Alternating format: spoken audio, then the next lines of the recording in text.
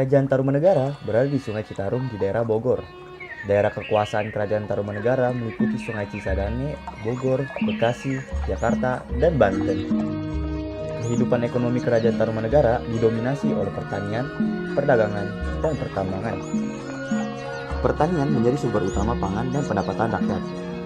Raja Punawarman memerintahkan penggalian saluran air untuk mengairi sawah.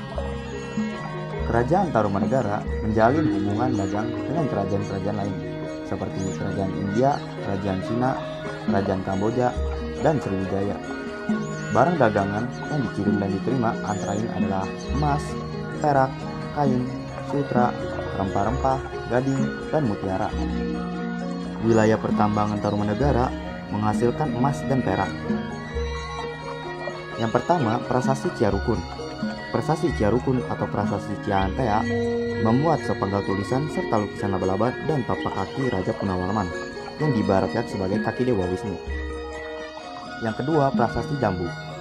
Prasasti Jambu atau Prasasti Koleangkak ditemukan di puncak Bukit Koleangkak 30 km sebelah barat kota Bogor. Pada Prasasti Jambu juga terukir sepasang tapak kaki dan pujian terhadap Raja Punawarman. Yang ketiga, Prasasti Kebun Kopi 1 dan 2. Prasasti Kebun Kopi 1 disebut juga sebagai Prasasti Tapak Gajah karena pada permukaannya terdapat pahatan tapak kaki gajah yang dulunya ditunggangi oleh Raja Punawarman.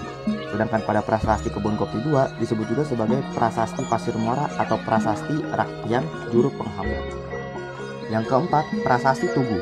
Peninggalan Kerajaan Tarumanegara yang menceritakan tentang penggalian Sungai Candrabaga dan Sungai Gomati. 5. Prasasti Cidang Hiang. Isi Prasasti Cidang Hiang berupa pujian kepada Punawarman sebagai panji seluruh raja, keberanian, keagungan, dan keperwiraan sesungguhnya dari seluruh raja dunia. Yang keenam, Prasasti Muara Cianten. Isi prasasti ini adalah ini tanda ucapak Raktian Juru Penghambat dalam tahun Kawi Haji Panca Pasagi. Pemerintahan negara dikembalikan kepada Raja Sunda. Artinya adalah pesan pemerintahan negara-negara telah dikembalikan ke Kerajaan Sunda pada tahun 854 Masehi. 7. Prasasti Pasir Awi. Prasasti Pasir Awi berpahatkan gambar dahan dengan ranting dan dedaunan serta buah-buahan serta gambar sepasang tanda kaki. Yang kedelapan, Arca Rajasari. Arca Rajasari termasuk arca tertua yang tidak diketahui secara pasti lokasi penemuan aslinya, namun diperkirakan ditemukan di Jakarta. Arca Rajasari menggambarkan tentang Raja Punawarman yang memiliki sifat Dewa Wisnu. Yang kesembilan, Arca Wisnu Cibuana I. Arca Wisnu Cibuana I menggambarkan Dewa Wisnu dalam sikap berdiri dan bertangan 4. Yang ke-10, Arca Wisnu Cibuaya II. Arca Wisnu Cibuaya II menggambarkan Dewa Wisnu dalam sikap duduk dan bertangan 4. Pendiri Kerajaan Tarumanegara adalah Maharesi Jayasinghawarman dari India. Menurut naskah Wangsakerta, pada abad keempat banyak pengungsi dari India yang datang ke Nusantara guna menyelamatkan diri karena peperangan besar yang terjadi di sana. Salah satunya adalah Jayasinghawarman. Jayasinghawarman adalah seorang Maharesi atau pemuka agama Hindu yang memimpin salah satu rombongan pengungsi ke Nusantara dan kemudian mendirikan Kerajaan Tarumanegara pada tahun 359 Masehi. Kerajaan Tarumanegara berdiri hingga tahun 669 Masehi. Selama 3 abad berkuasa, kerajaan ini diperintah oleh 12 raja secara turun-menurun. Kerajaan Tarumanegara mencapai kejayaan pada masa raja ketiga, yaitu Purnawarman. Dari prasasti-prasasti peninggalan Tarumanegara, Maharaja Purnawarman dikenal sebagai raja yang gagah berani. Salah satu pencapaiannya adalah memerintahkan penggalian Sungai Gomati sepanjang 12 km untuk menghindari bencana alam. Hasilnya, perekonomian kerajaan pada kehidupan pertanian menjadi maju. Sistem pemerintahan kerajaan pun sudah teratur dan Tarumanegara aktif menjalin hubungan diplomatik dengan Cina.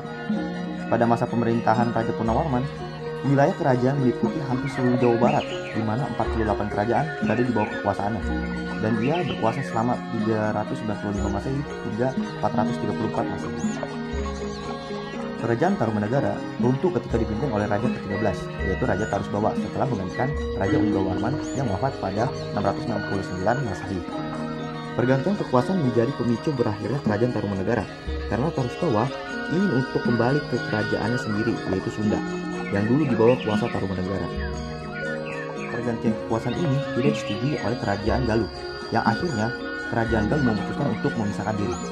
Dengan begitu, wilayah bekas Kerajaan Tarumanegara pun dibagi menjadi dua, yaitu Kerajaan Sunda dan Kerajaan Galuh, dengan Sungai Citarum sebagai pembatasnya.